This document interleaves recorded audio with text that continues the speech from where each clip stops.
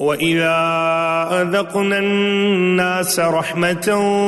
فَرِحُوا بِهَا وَإِن تُصِبْهُمْ سَيِّئَةٌ بِمَا قَدَّمَتْ أَيْدِيهِمْ إِذَا هُمْ يَقْنَطُونَ اذا اذقنا الناس رحمۃ فرحوا بها، اور جب ہم لوگوں کو اپنی رحمت کا مزہ چکھاتے ہیں تو پھر وہ بڑے اتراتے ہیں، فخر کرتے ہیں، پھولے نہیں سماتے۔